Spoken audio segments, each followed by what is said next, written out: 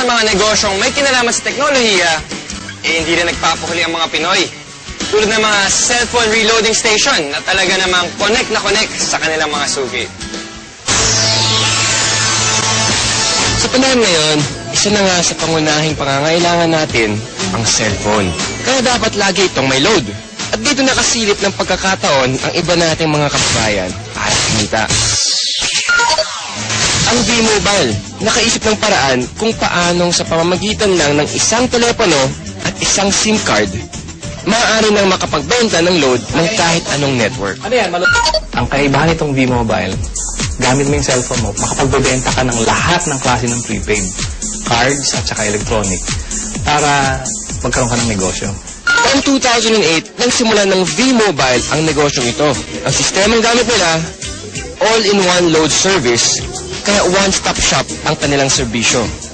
Kailangan mo rito, at least meron kang cellphone, meron kang maliit na puhunan, hindi mo kailangan ng malaki, although pwede rin maging malaki ang puhunan mo. Yan ay depende sa plano mo sa negosyo. Kung gumagamit ka ng internet, napakasimple lang gagawin mo. Punta ka sa aming www.loadextreme.ph. Tapos pag nakita mo na itong website nito, diba, yung online loading, kiklik mo, lalabas dyan yung aming dialog box. I-enter mo yung account mo, papasok mo.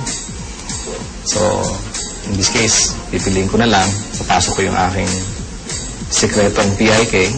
Tapos mamimili ako ng produkto. Tapos, lalagay ko yung cellphone number. Kiklik mo ngayon yung send load. Pag okay natin, yun na.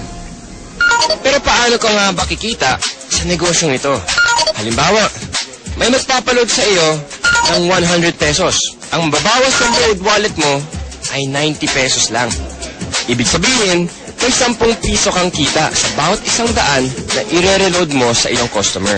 Kung kumikita ka ng 100 pesos kada araw sa pagre-reload, sa loob ng isang buwan, may kita kang 3,000 piso. Anip, tulad ni Peewee, na nakatuwaan lang daw noong una ang reloading business. Kasi nabuhat kami, nung nag-start kami noon, magbabarkada lang kami. So every night magkakasama kami. Nakakatuwa. Nung 5 lang kami nagsimula, 5 members na kami. Kapatid ko, mga barkada ko. Tapos yung nagulat ako, yung 5 tao nagsimula niya. Ngayon, ano na kami, almost 100,000. So actually, nag-drag pa siya na 100,000 members. Ngayon, sa simpleng pagpindot-pindot lang daw niya ng cellphone, kumikita raw si Peewee ng mula 1,000 hanggang 5,000 piso kada linggo. Ano pang hinihintay niyo mga kapartner? Oras na para ang hilig niyo sa paggamit ng cellphone, pakinabangan niyo rin at maging isang maliit na negosyo. Kung mas pinili mo na lang manatili sa bahay ngayong summer, narito ang isang kapaki-pakinabang na tip.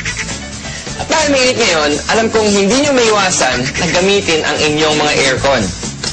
Ito ang isang tip para makatipid kayo sa pagkonsumo ng kuryente.